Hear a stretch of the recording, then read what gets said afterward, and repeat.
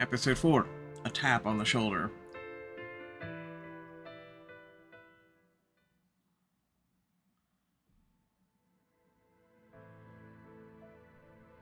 If I don't decide what to do, I may never see Carter again. The parking lot's cold and empty. My brother's gone. The dust from the gravel hangs in the air, suspended in the plumes of car exhaust fumes. Tristan said he'll hotwire a car, but that's like super illegal.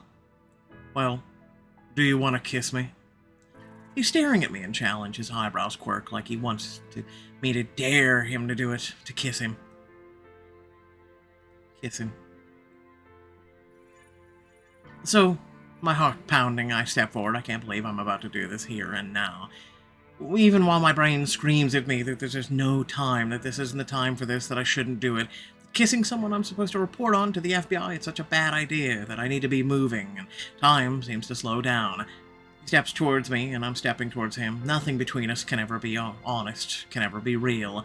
But there's nothing more real at this moment than the distance between us becoming tighter and tighter, like a thread about to snap. He's near me now, I'm near him, I'm looking up at him, his breath touches my lips, feather soft. Oh, this is so a bad idea. He makes eye contact with me, and his blue eyes cut me to the core, my desire sharp as a razor. I gaze at him, unable to take the final step, unable to close the distance. He looks at me in question, and then I nod. I wait. He surveys the parking lot. That one. I follow him as he walks up to the car. I can tell it's one of those keyless entry start cars. He walks around the back, photographs the license plate. He enters the number into a website. It pulls up a code, copies that code over to a second website, and generates a third code, some sort of PIN. He pulls up an app on his phone, enters the third PIN. He presses his phone up to the door, and the door locks click open. I turn towards him, surprised and more than a little impressed. He grabs my arms, pulls me against him, crushes me to him. When our lips make contact, it's like an icy spark burns through me. I shiver, instantly responding, softening beneath him. He turns me, pushing me against the cold sedan. He presses himself into me, pinning me in place, and I can't move. I don't want to. He's on me, his lips on mine, and all I can do is think of him. His taste, like salt and chocolate on my lips, his scent expensive as sandalwood and leather, his body hard and athletic against mine. I twine my arms around his neck, opening my mouth to his tongue touches mine, a tentative and promising flick. It should be scary to be pinned like this, to be kissed like this in a dark parking lot so close to midnight, and I should be scared, but I'm not. Instead, that edge makes me feel so very safe. He breaks the kiss and releases me, and makes me gasp and move towards him. Just then, a red Lamborghini rolls up. Grant steps out, his expression is thunderous. Bro. Before I know it, Grant stalks up to Tristan and scowls. What the hell? What? He's laughing. It's all so serious. Lillian hops out of the Lamborghini, her eyes wide and frantic. What's going on? Oh, please don't argue. I need to stop them so I can go get my brother. Step in and forcibly separate them. I stride towards them. I grab them each by the collars like they're a couple of kids fighting over who gets the remote at the babysitter's house. I haul them apart, irritated and surprised at my own strength. Now's not the time to bicker like a pair of Karens. Tristan licks his lips and looks away first. Grant is still pissed, and he's not going to back down. This isn't over. Not yet it isn't. But when it is, just stop. Jalen's right. We have to go. Grant's acting like Tristan has betrayed him, but why? I don't have time for this. You two, you can settle this later. I need to go get my brother. We'll take Grant's car. Grant looks satisfied. Tristan shrugs nonchalantly, though I can tell he kind of wanted to rescue me, and now Grant's taking the honor. I'm going to Tristan, Grant, Lillian, everyone alone. We're getting in Grant's car, so I'm confused about this one. We'll just go with Tristan. You're going to take my Lamborghini and go with Tristan? That's right. He snorts incredulous and tosses Tristan the keys. You better bring this back, or my dad will kill you. Please. He won't even notice. And what about me? Go home, stay safe, let me be a good older brother. For once.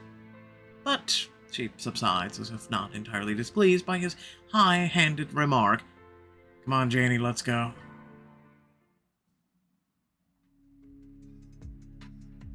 Tristan gets on the driver's side and leans out to pop the passenger's door open. I'll offer a grand apologetic shrug and get in. Because of the overpasses, there's only so many ways out of the neighborhood, and given the late hour, the roads are pretty empty too. Tristan's driving, and I'm staring hard at every car, every parking lot we pass. I just don't know. I have the bag of money on my lap, everything about this. It's so messed up. I'm not helpless, I have the effing FBI on my side. The FBI has all kinds of power, access to security cameras, they can track this car, put out what do they call it on TV? APB? George and Tiana had better have my back, or I'll stab them in theirs. I pull out my burner phone and text a brief summary of the last day's events to my handlers. I guess they're called. On our way. I don't know the address or where I'm going. I'm trying to find him. You have the location data from your phone. Hang in there. Location data. Of course, they'd use the burner phone to track me. I think that's it. But Tristan pulls into a tight spot. I squint at the vehicle. It's pretty dinged up, and I recognize the pattern of damage. I guess they didn't go far. We stare at the car, at the warehouse. Something about the building gives me the shivers. It's dead outside, but from the inside, shouts and voices echo. The corrugated walls do nothing to insulate from sound. But I can't make out what Carter's saying. Chewing on my lip with nervousness, I think. Then I swallow back my fear and sense of inadequacy. Imposter syndrome, or no, it's like Gran would say. I've got to buck up. What do you want to do? Stay here, I'll go around. He hesitates, but he nods. Stay safe, I'll be watching out for you. Not gonna argue? I doubt I'd win. But I also trust you in your competence. You wouldn't have gotten into Kearney if you weren't clever and resourceful. The minute I hear a shout, I'm going to come running, though. I hope you don't mind that. I smile at him and turn away. Slowly, I circle the warehouse. It looks like it used to be an old auto body shop or maybe a boat storage because of those big bay doors. The building's been abandoned so long that they don't close all the way. Either that or the current owners like the idea of giving rats the run of the place. But one of the half-open bay doors has about 12 inches of clearance. I lie down flat on the asphalt to peek through, hoping the darkness will hide me if the dealer and his friends happen to look in my direction. My poor dress. It'll never recover from this. I don't know what I'm gonna do about the money. I peer back. I can see Tristan watching on the lookout, and I squint into the warehouse.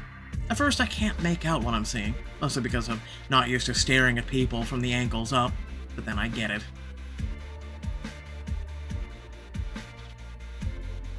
Come on, man, how was I supposed to know?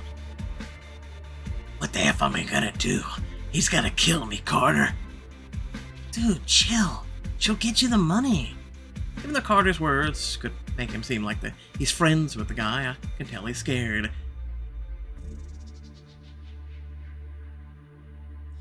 If this guy panics, Carter will end up dead. Carter forces a smile in the guy's direction. We've known each other since middle school. You know me? I don't know, man. Oh man, I don't know. The back of the warehouse, the shadows behind the trash, the corner, a movement. It's too big to be a rat. I try to make it out. A body. Someone hiding, crouched, someone else spying. Chloe.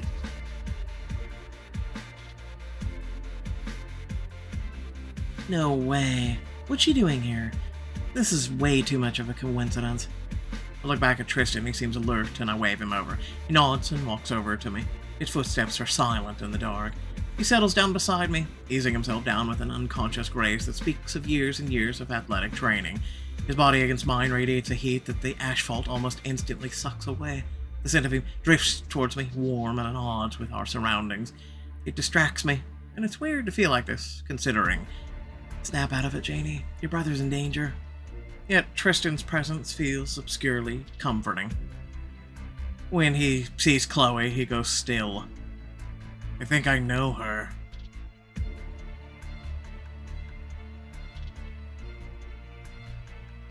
In the center of the warehouse, Carter's voice rises to a higher pitch. He's begging now. You can pay him off. Let me go. We forget about it. I'm so dead.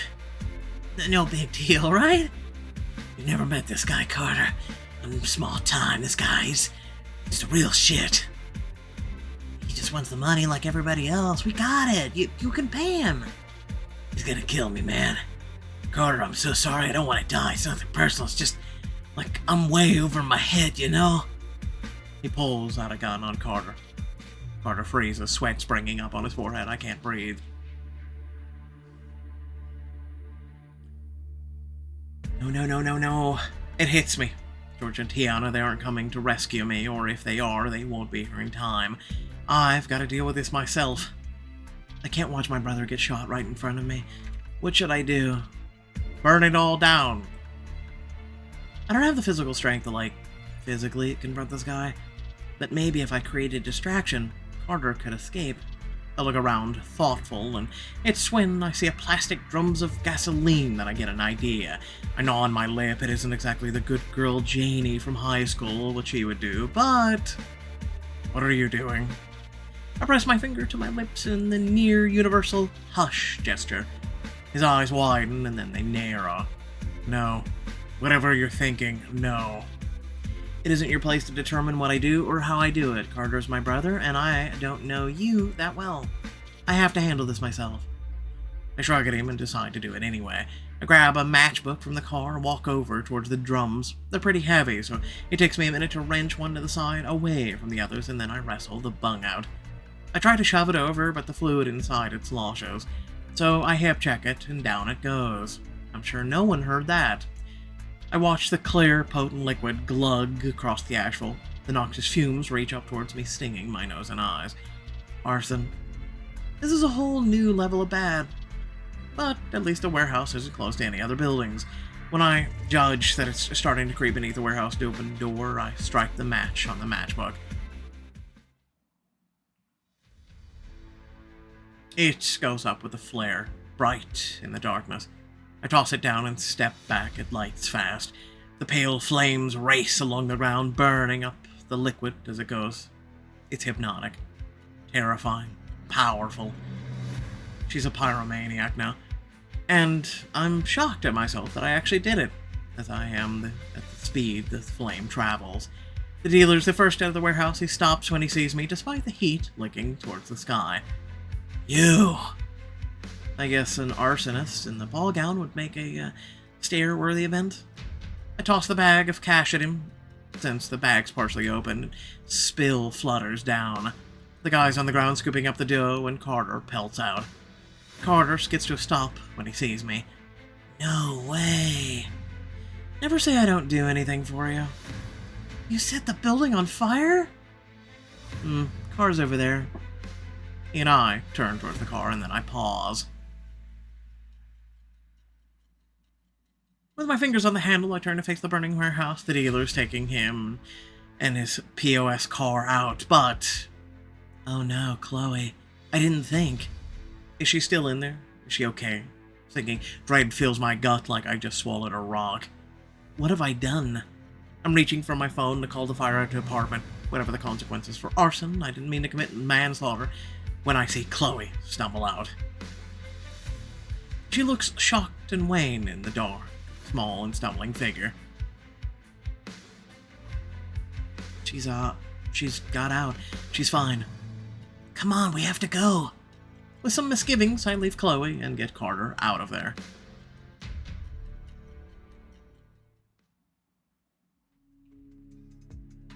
On the way to Kearney, Carter's poking at his wounded cheek and hissing with pain.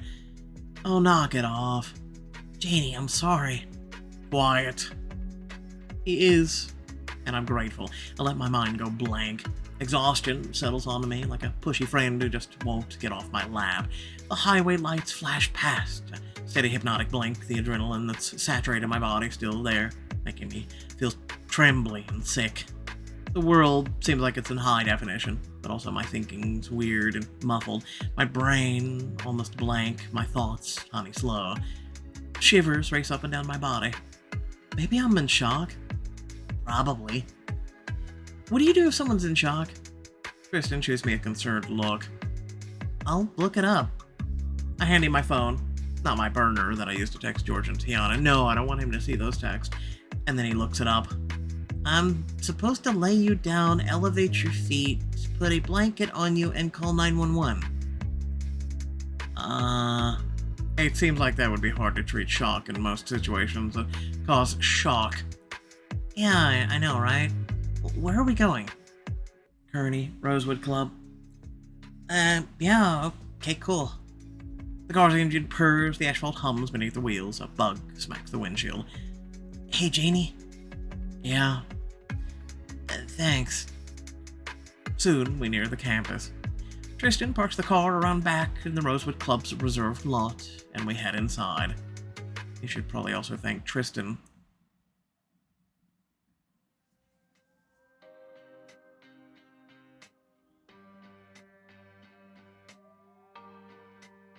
Tristan and I are looking at each other. Given all we've been through tonight, I can't just walk away from him. Not without something. Speak with Tristan for a moment. So, he doesn't break the silence more than that. It's like he's waiting for the silence to break me. Why did you follow me? I was worried and curious. Why would you be curious about me? Rich kids like you don't give girls like me a second look. A second look? Why would I give you a second look when I've hardly stopped looking at you at all? I flush. You can't expect me to swallow that line, can he? I don't know what you want from me. Why did you help me with Carter? I think you know why. It feels like he wants to crack me open like I'm an oyster. It's an uncomfortable feeling. He steps forward towards me. He's standing so close that even though we aren't touching, I can feel him. It makes me want to move towards him. It's so crazy how I didn't have any experiences like this before college, and now... Tonight has been insane. Why are you living in Rosewood Club? Who put you here? But that's not a question I can answer for him. I smile and shrug. You can't find the answer, Tristan, because there isn't one. He dips his head in now, so that his breath touches my lips. I'm staring into his eyes, sharp electric blue, so cutting that it hurts. He's the kind of guy who could really hurt me. Who are you? I still myself and stare at him. Right now, I don't even know. A week ago, 2 weeks ago, I'd known my own story. I was the girl who made it. I'd won the scholarship. I was going to get out of the trailer park. I was going to lead a good life, make my parents' memory proud, make Gran cry in a good way. I'd been an overachiever, a success story, a hard worker, the smart girl. I'd known myself. Now the FBI, they took that innocence away from me. They took away my college success story, replaced it with this mess, and it's not fair. Who even am I? Committing crimes, paying ransom, following a drug dealer to a warehouse, and up past midnight? Oh no, not up past midnight in college. Tristan brings his fingers as to touch my lips, but he doesn't. He grazes his hands across my jaw, my neck, to my collarbone, but he's not touching me. He's almost touching me. It makes me feel like there's the electricity building between us, and if I just lean forward even just a little, the shock would be... Oh. I want to give in, I want to kiss him, to hunt that experience, to see what would happen. If I just... He leans in to let his voice caress my ear. I'll find out what you're hiding. But he doesn't sound upset with me, he sounds intrigued. Good night. I think we'll both enjoy it, Janie. The game. I turn away and go upstairs. But when I step back inside my room, the reality crashes down on me in the form of my little brother.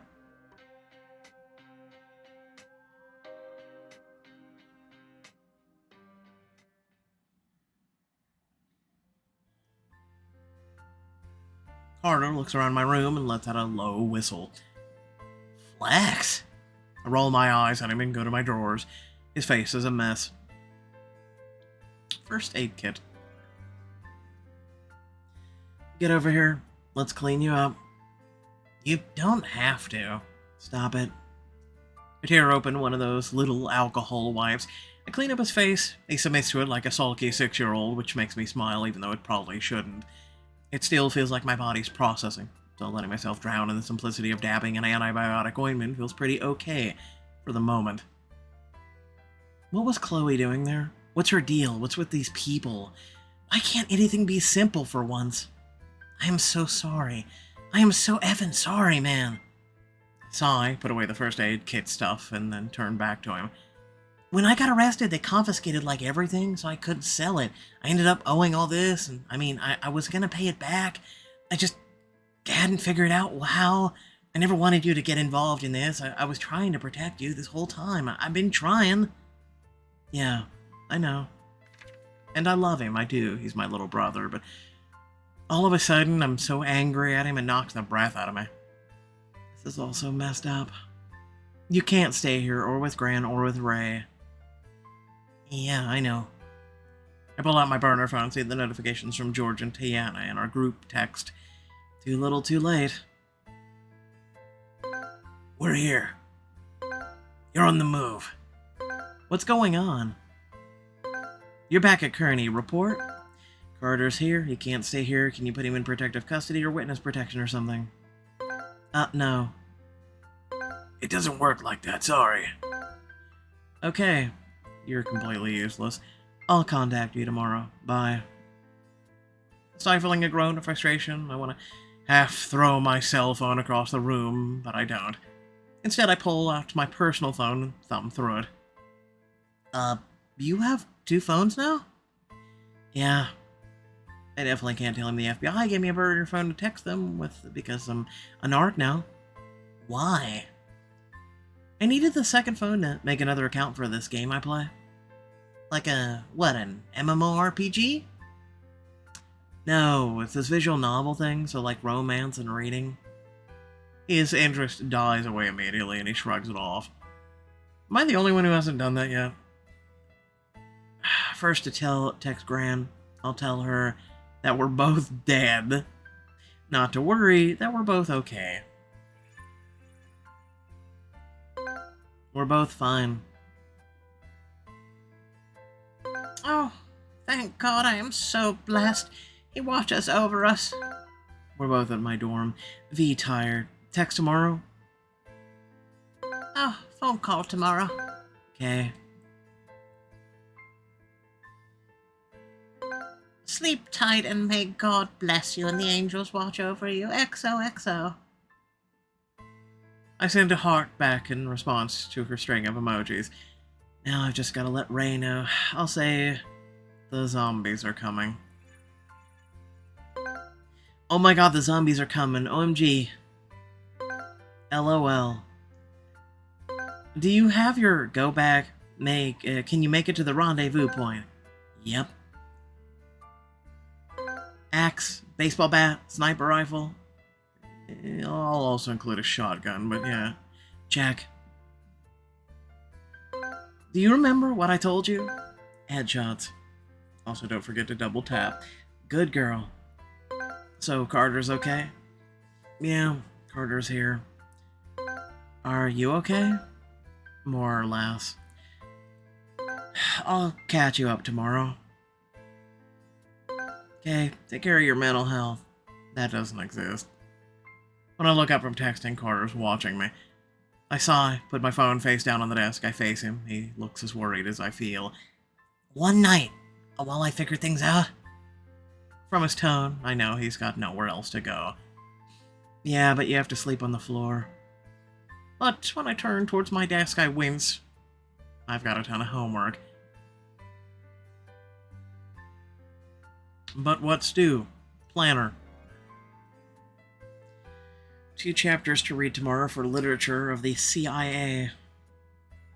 And I need to pick a research topic for psych, something I can perform original research about.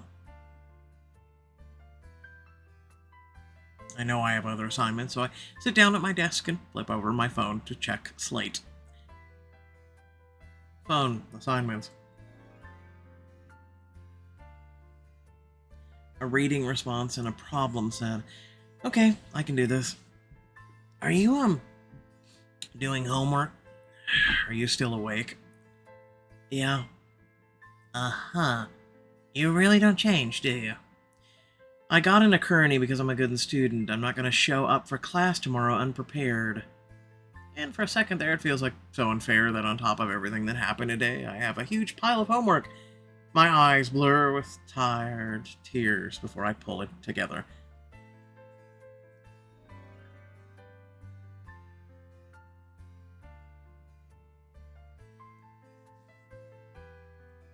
I'm not aware of falling asleep at my desk, only of Carter trying to get me to move and me telling him that I can't. House elves don't move. Come on, sis, you can't sleep in at your desk. Can watch me. He drags me over the bed. I flop down. He takes off my heels and rolls me so he can wrap my blankets over my shoulders. Go to sleep. I miss Mom and Dad. So do I. I'm vaguely aware of him looking at me as if I'm drifting off, returning to the same dream as before, and something doesn't quite make sense. Someone's crying and saying that they're sorry, but nobody cries when they're told that they're going to learn magic at a castle.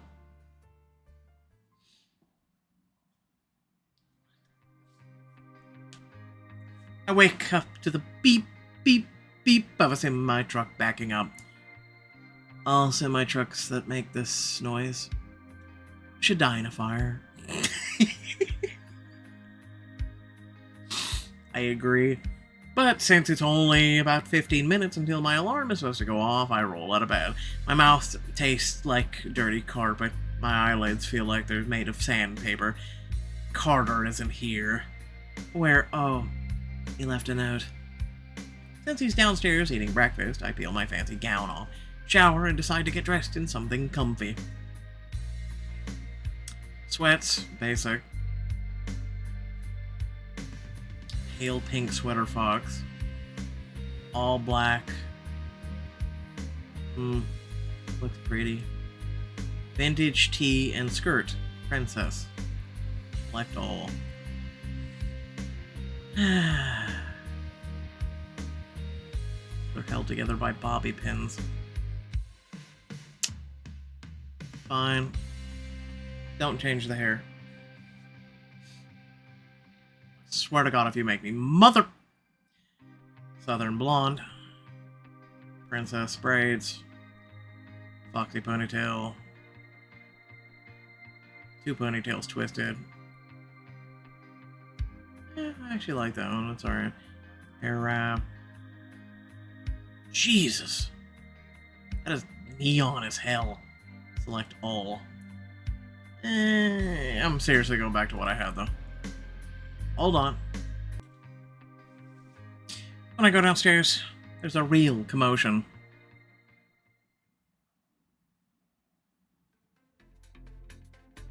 Why is our man holding a tub? Jasper and Logan seem to be doing some sort of chest bumping thing with ever louder bruh, no bruhs at each other while Carter cheers them on. Avery watches them like a guy at a football match. Whenever I think I understand men, I realize, no, I don't. Don't worry, neither do I. I prefer animals. So, like, 2 to 1, and we can get that whenever we want, probably, but 3 to 1 was safer. You know, if somebody ever talked about Lillian like that, he'd wake up at the hospital wondering how he got there about 2 weeks later. It's just not respectful. It's just statistics. Besides, women feel more comfortable in packs, so what do you say? Ruby House, Sapphire House, Paris Club should do that. That's that enough, girls? I'm going to assume a party. 2 delivery men walk by with what looks like a shit ton of cheap beer. Another 2 carry a genuine clawfoot tub.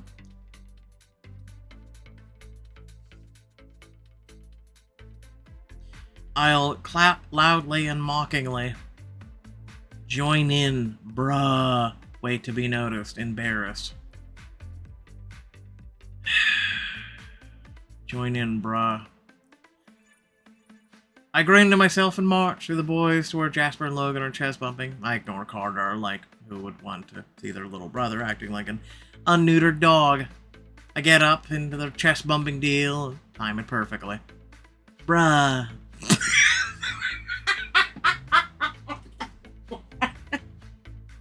I had to recompose myself. I'm just hearing the meme in my head. Bruh. I smack myself into Logan, and he goes flying and lands right on his ass. The boys laugh their heads off. Oh, she got you, bro. Bruh, rematch? I left no crumbs. What? I reach down and offer a hand with a wry smile. He takes it. So, I wave my hands at the preparations. I've never seen so many Doritos in my life. It's a party. Hicks and hoes. What? No? That's the theme. The theme is Hicks and hoes, trailer trash. Okay. I go cold with anger, and then hot, my vision blurs wide, my ears roar with pounding blood. I take a slow, deep breath, my hot anger dies back to cold chills that prickle my skin, and then I swallow it down. They don't know. They don't know that I grew up in a trailer park, and that my gran lives in a double wide. Oh. I'm not real to them. People like me aren't. I'm a costume. Grant and Tristan are both watching me closely. Grant has his head cocked and he has a curious, thoughtful expression on his face. But Tristan is who speaks first. What is it? Nothing. Oh yeah, thanks for getting the car back in one piece. Told you I would. They fist bump. Hey, Carter. Yeah? Knock it off. Oh, Jesus, Janie. Have a sense of humor. You want breakfast beer, Janie? Nah, I gotta get to class. Carter, you stay out of trouble and stay inside the Rosewood Club, alright? Yeah, sure, I was gonna anyway. I roll my eyes and I'm not believing him for a minute, but I march out of the Rosewood Club. At least I finished all my homework. Him being in the club is a bad idea. They're gonna, get secrets out of his ass.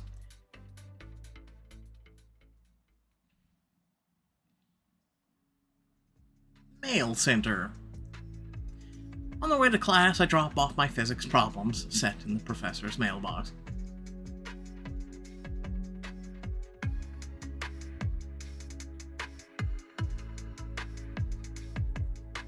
Then I head over to the seminar for ethics, AI in Silicon Valley, where I'm subjected to 30 minutes of ranting about how tech companies' campuses are better than Kearney's and 20 minutes going over the reading. Then why the hell are you here? It's pretty hard to focus during the beginning of the seminar because I'm thinking about Carter and about what I'm going to do because he can't stay with me forever. Soon, I get into the rhythm of class, into the professor's voice. It's one of the reasons I've always loved school. In the classroom, none of my problems seem to matter. All that matters is that if I'm done the reading, done the work, at least that's under my control.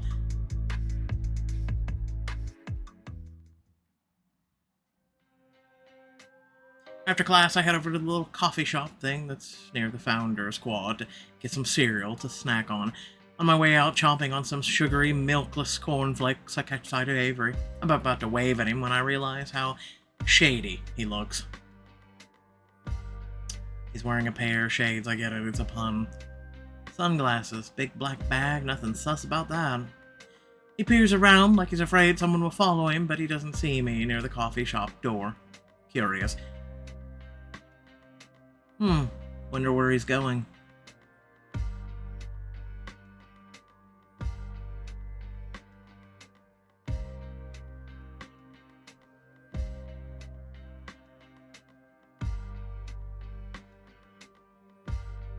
He leaves campus on foot rather than catching a car, as all guys in the Rosewood Club seem to do at a moment's notice. He's on foot with a huge bag. Huh. I follow him, keeping back and out of sight. Luckily, the weather's good, so there are plenty of people out on the road this time of day. Decrepit dog walkers, lots of high achiever couples who go running together are definitely gonna break up by sophomore year. Wow. Girls just walking together, one professor sitting on a rock eating a sad ham sandwich. a tattooed cafeteria worker smoking a blunt.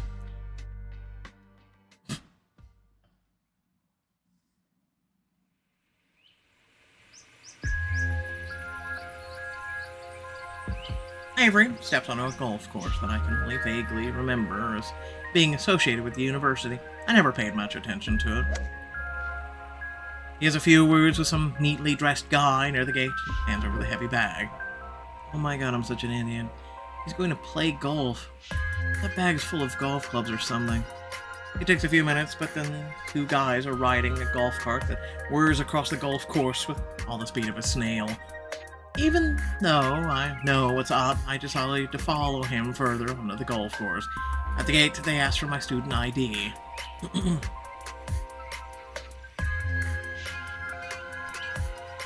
After that, the porter asks me if I want to check out some equipment. I guess it's free for Kearney students. I say no. I'm laying onto the golf course, no further questions asked. It doesn't take me long to find Avery. There aren't that many people playing. Hey, Janie. Taking a walk?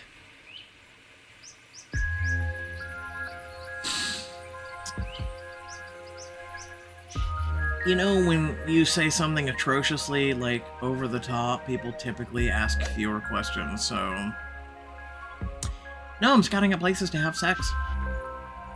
He barks at a laugh and shakes his head. As long as you don't mess up the green. Do you golf often? Some. Yeah? More than some. I played pro. Played? He sighs and looks at me thoughtfully. He's solemn. It's funny how when you get all those frat boys in a room, they act like a bunch of idiots. But alone, they're more like real people. It is true. Genuine. Authentic. It occurs to me that I'm just going to be a real narc. I've got to work on these guys alone and spending some real one-on-one time with them. They're not going to be vulnerable to open up when they're in a group together. Guys like that aren't, or at least these guys aren't. I've got to up my game. Burnout. Look, Janie, I'm only saying this because he shakes his head. I don't know if he meant to say he was only talking because I'm a girl or what. I'm not like the other guys at Rosewood Club. I don't understand what he means. Unlike a lot of frats or a lot of people of color at Rosewood Club. At Rosewood Club, wealth seems to matter more than the... Oh, he's not rich. I put all my money, my winnings, into my dues. After I graduate, I have nothing left. Well, not rich compared to Tristan and Grant, but compared to me, I doubt I could pay those dues in cash. I'd expect to support my parents, my sisters, so I need to get jobs lined up. It's the first time I've heard one of Rosewood men talk about working and really mean it. Grant's family owns Pharmatech. You're a chem student and you want in. That's why you stole... What? Stare at each other. Avery gives way first. It was my coke. I need it for the lab, but if I can do something big, something that combats addiction. Imagine it! Combats addiction? My eyes fill with tears, my heart stutters in my chest. Imagine it. A cure for addiction. Bank. 20 million addicts in the US. Maybe 8.3 are addicted to a harder substance, something like 60 million who used in the last year. Now that's a market! If helping Carter was such a simple as getting him a pill, my faculty mentor says I can use the lab after hours, as long as he's not around. He doesn't care what I do, so long as I don't tell him how I got the substances I'm testing. I have to make progress before the Rosewood Club Christmas party. With that, I'm going skiing in the Alps with Grant during Christmas break. Scrub my eyes and look at him. I've got to show them that I'm brilliant! Why are you telling me this? Don't F it up for me! Don't F me over! This is all I have! He eyes me thoughtfully. What's your deal? You want to be a trophy wife?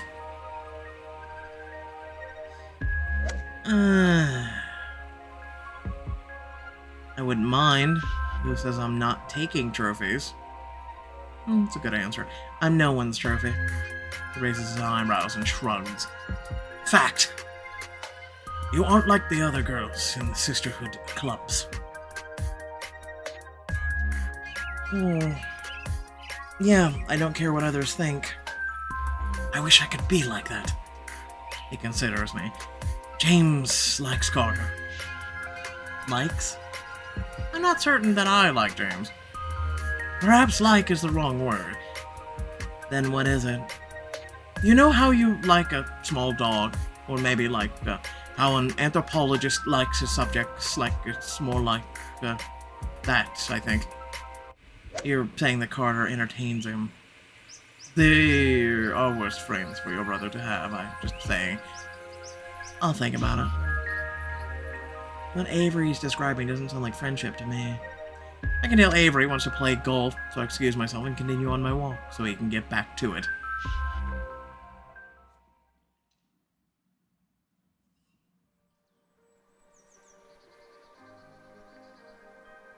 My brain buzzes with ideas and suspicions.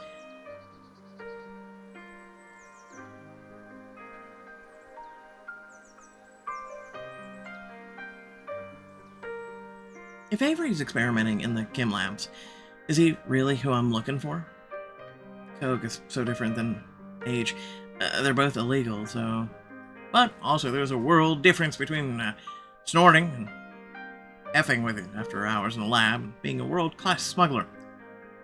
If what Avery said is true, and he's not one of the uber-rich guys like the other brothers at Rosewood are, he wouldn't have the connections to be an international smuggler. Like, if he's going to support his parents through working a job at a chemist in a big pharma, it's clear his parents aren't like crime lords. It's also confusing. I have 7 frat brothers to investigate. I don't feel like I've eliminated Avery as a suspect. But at least I did learn something about questioning these guys. They're a lot better at opening up when they're talking to me alone.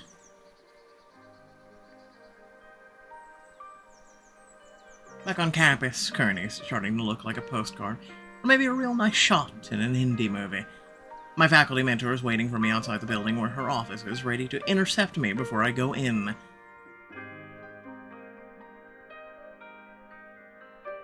I'm Professor Mara Lemon, and I'm your faculty mentor.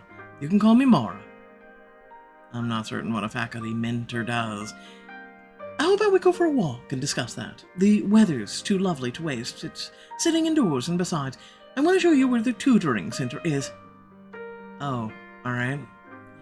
I find that students are more likely to use campus resources if I walk them over and show them around. Telling them just isn't enough. I agree with that. I don't have the heart to tell her I'd rather die than go to the tutoring center. So she spends about 45 minutes showing me around the resources I'm never going to use until finally we circle back around. Alright, I have a committee meeting in a few minutes, and I need to prepare for the faculty senate. I'll see you this time next week. I expect an update on how your classes are going. Oh, yeah, of course. Inside, those words make me quail. How are they going?